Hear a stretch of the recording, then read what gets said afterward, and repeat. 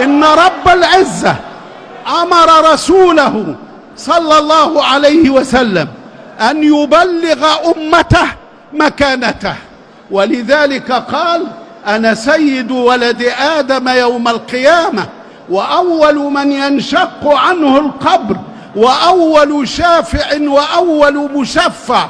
ويقول الإمام النووي عند شرح هذا الحديث: لم يقل ذلك تفاخرا، ولكن أمر من ربه، هو من قبيل البلاغ الذي أمره الله أن يبلغه أمته.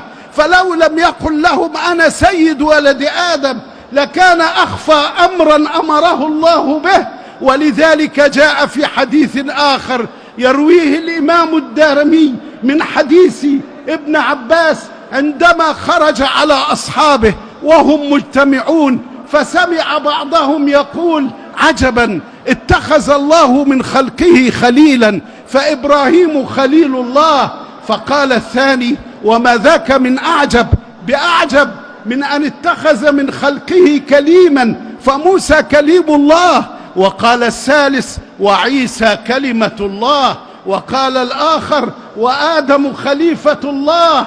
فخرج عليهم الحبيب الشفيع يقول لأصحابه: قد سمعت ما قلتم وهو حق، إن آدم خليفة الله وهو كذلك، وإن إبراهيم خليل الله وهو كذلك، وإن موسى كليم الله وهو كذلك، وإن عيسى كلمة الله وهو كذلك، ألا وأنا حبيب الله ولا فخر.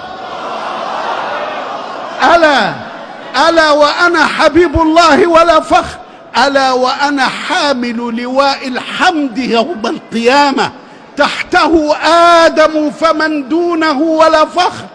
ألا وأنا أول من يحرك حلق الجنة فيدخلها ومعه فقراء المسلمين ولا فخر. ألا وأنا سيد الأولين والآخرين ولا فخر. ألا وأنا أكرم خلق الله على الله ولا فخر.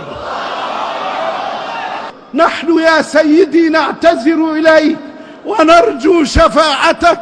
لي في شفاعتكم يا سيدي طمع فاشفع لنا، نحن بعض من رعاياك، من آل بيتك فرع في كنانتنا، من آل بيتك فرع في كنانتنا، من أمهم نال فضلا من عطاياك.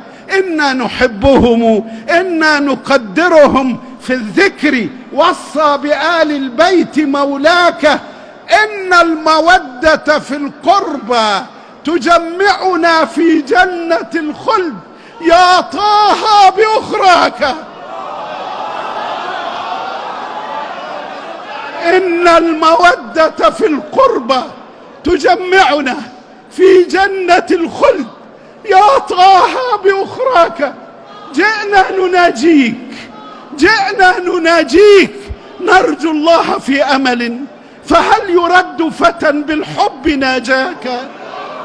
جئنا نناجيك، نرجو الله في أمل، فهل يرد فتى بالحب ناجاك؟ حاشاك، حاشاك يرجع من ناجاك دون قرى، أو أن يعود حزين القلب. حاشاك، أحببت وقت الكرى، لا أبتغي أملا في راحة، بل لعلي فيه ألقاك. إن الخلائق يا طه بعالمنا، لولاك ما رحمت والله لولاك.